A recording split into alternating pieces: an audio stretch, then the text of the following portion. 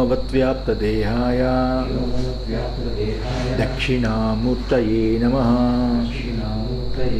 श्रीगुरुभ्यो नमः। हरि ओम। उपासनकी वसुदेवसुतं देवं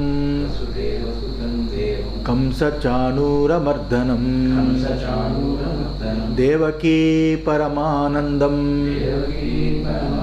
कृष्णं वन्दे जगद्गुरुं। श्रीकृष्ण परब्रह्मणे नमः। మనము ఇప్పుడు అష్టమ అధ్యాయానికి వచ్చాం. దీని పేరు అక్షర పరబ్రహ్మ యోగం అని పేరు.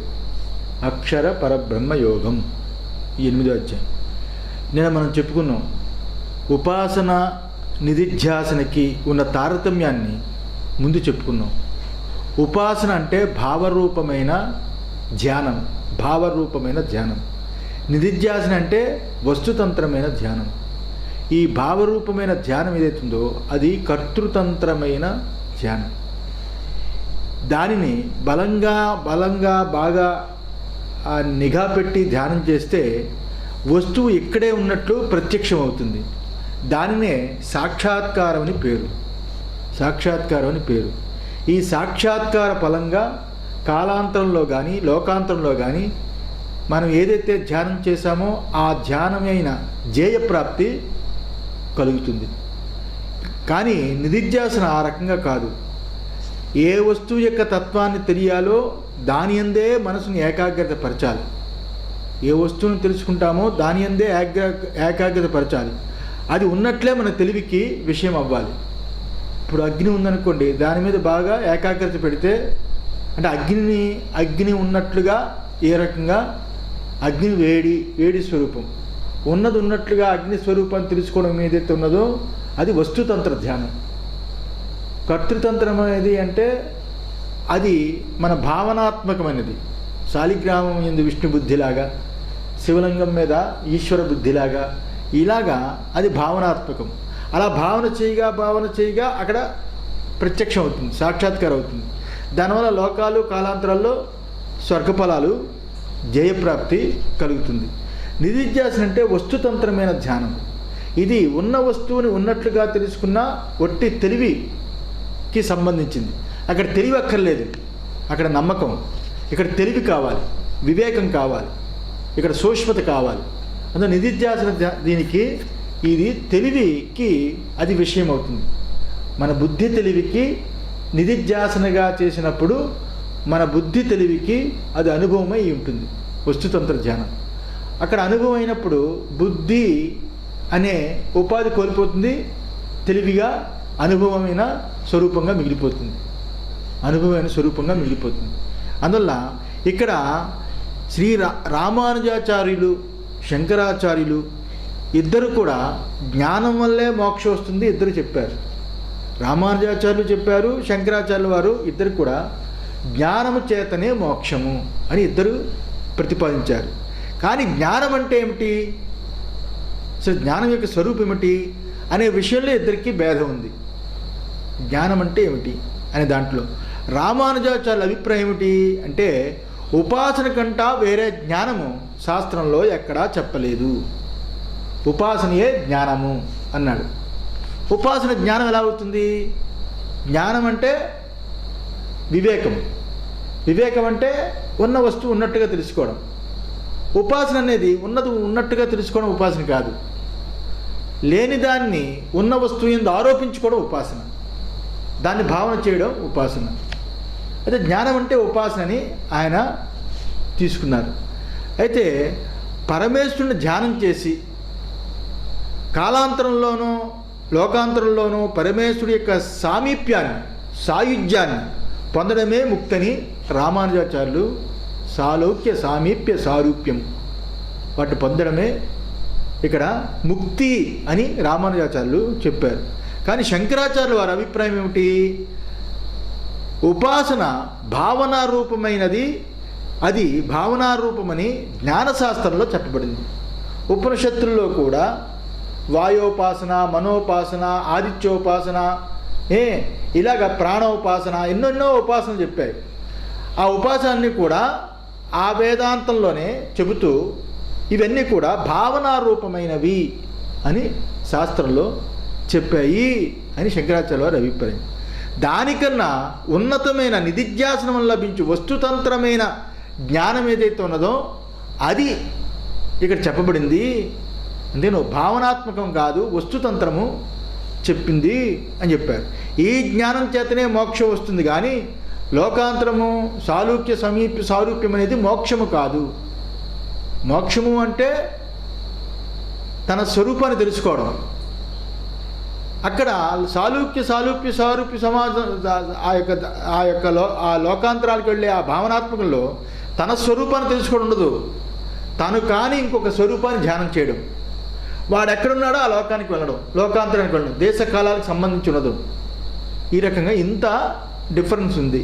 అయితే ఈ జ్ఞానం వల్లే మోక్షం కలుగుతుందని ఆచార్యులు, వస్తుతంత్ర ధ్యానం వల్లే మోక్షం కలుగుతుంది అని ఆచార్యులు శంకర భగవత్పాదులు చెప్పున్నారు. అది ఏదైనా ఈ ఇద్దరు యొక్క మానసిక జ్ఞానం యొక్క ఆ యొక్క తేడా ఈ రకంగా, వైషమ్యం ఈ రకంగా ఉంది. అది పక్కన పెడదాం. అయితే ఇప్పుడు ఈ 8వ అధ్యాయంలో మనం విచారిస్తుంది ఏమిటి? ఉపాసనారూపమైన జ్ఞానం.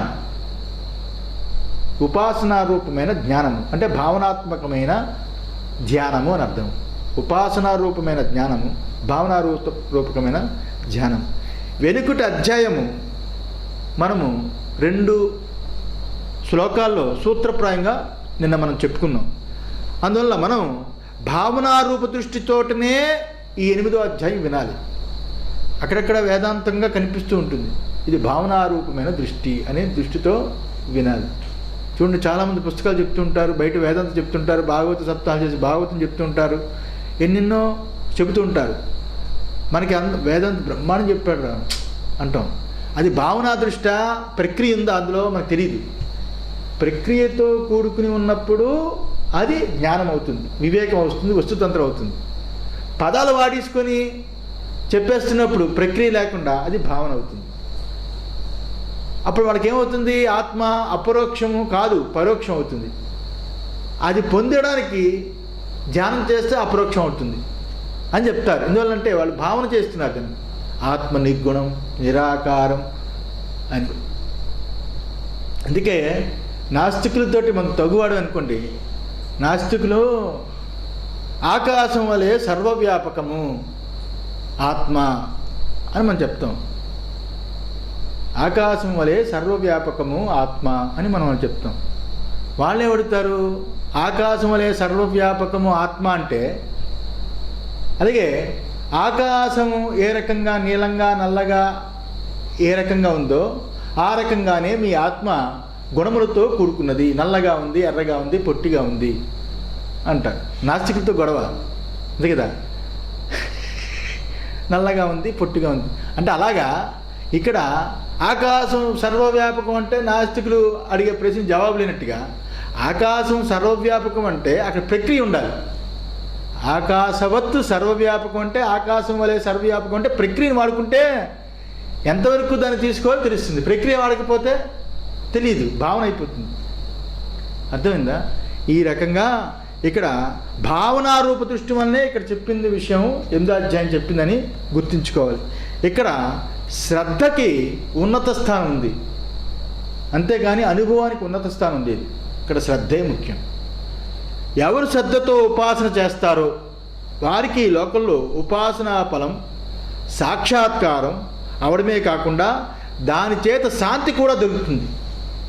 శాంతి కూడా దొరుకుతుంది. అందువల్ల పరలోకమందు శాస్త్రోక్తమైన పరమ ఫలం ఈ యొక్క 8వ అధ్యాయం భావన చేస్తే పరలోకం యందు శాస్త్రోక్తమైన పరమఫలం వస్తుంది. దానిని ఈ 2 శ్లోకాలు పూర్తిగా విన్నాడు అర్జునుడు. ఆ భగవానుడు చెప్పింది, భగవాన్ చెప్పింది సాధిభూతాది దైవం సాధియజ్ఞం ఆధ్యాత్మికం అని 2 శ్లోకాలు విన్నాడు. విని అప్పుడు దాన్ని తెలుసుకోవాలని అర్జునుడు, ఏమిటి కొత్త పదాలు మళ్ళీ చెప్పారు, 8 అధ్యాయాల వరకు దీన్ని చెప్పలేదే, ఈ 7వ అధ్యాయం చివరిలో 2 కొత్త పదాలు చెప్పారంటే 4. ఏమిటది తెలుసుకోవాలని ఆ అర్జునుడికి కుతూహలం పుట్టింది. కుతూహలం పుట్టి, ఓ పురుషోత్తమా, బ్రహ్మం అంటే ఏమిటి అని అడగడం మొదలెడుతున్నారు. తే బ్రహ్మ తద్విదు కృత్స్నం ఇత్యాదినా భగవత అర్జునస్య ప్రశ్న బీజాని ఉపదిష్టాని అతః తత్ ప్రశ్నార్థం. ఈ 29వ శ్లోకంలో 2వ పదంలో తే బ్రహ్మ తద్విదు కృత్స్నం అధ్యాత్మం కర్మ చాకిలం అని ఏదైతే ఆ బ్రహ్మమును సంపూర్ణంగా ఎవరైతే ప్రత్యేగాత్మ స్వరూపంగా ఎవరైతే తెలుసుకుంటారో సర్వకర్మలు వాళ్ళు తెలుసుకుంటారు కదా. సర్వకర్మ ప్రత్యేగాత్మ రూపంగాను సర్వకర్మలుగాను ఎవరైతే తెలుసుకుంటారో అని అక్కడ వచ్చింది. ఇక్కడ ఈ రకంగా ఇత్యాదిన భగవత, ఈ రకంగా భగవంతుడు 7:29లో ఉపదేశించింది ఏదైతుందో దానికి ఆ యొక్క అర్జునుడికి వెంటనే ఏమిటి కొత్త విషయం చెప్పారు అని ఒక్కసారి ఆలోచన కలిగింది.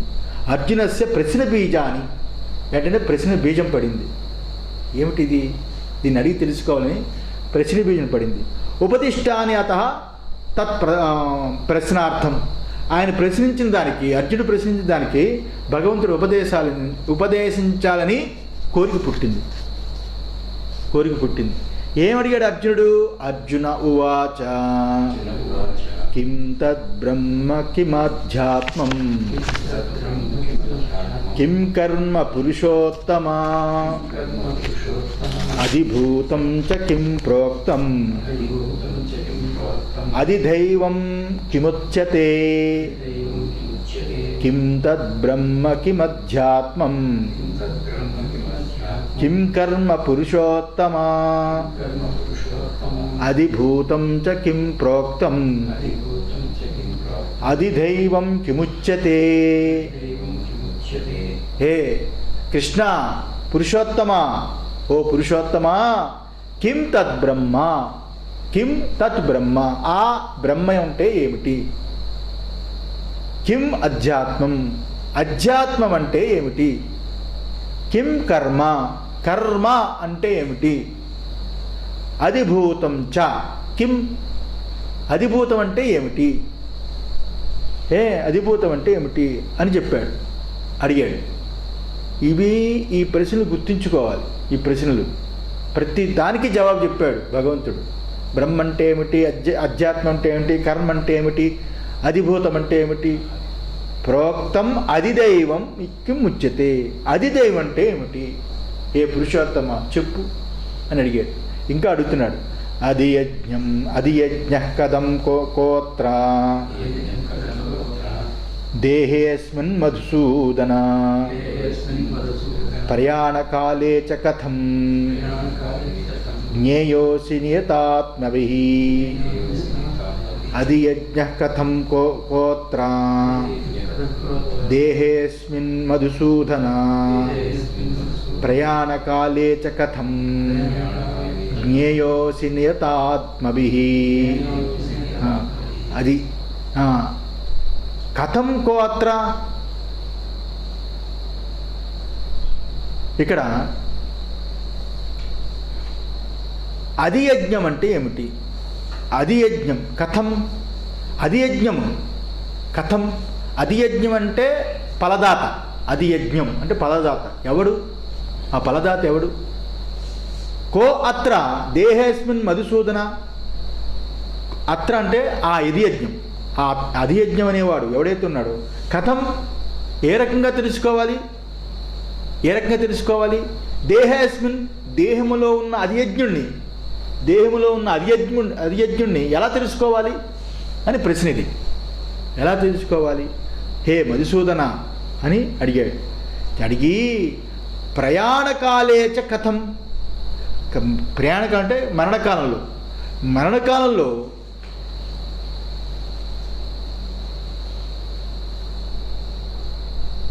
ప్రయాణకాలేచ కథం జ్ఞేయోసి నియతాత్మభిః. ప్రయాణకాలంలో మనస్సును నియతం చేసుకున్న వాళ్ళు, స్వాధీనం చేసుకున్న వాళ్ళు వాళ్ళు ఎలా నేను తెలుసుకోగలరు ప్రయాణ కాలంలో, మరణకాలంలో అని ఈ ప్రశ్నలు వేశారు. బాగుందా? ఒకసారి వచ్చిందా ఆ ప్రశ్న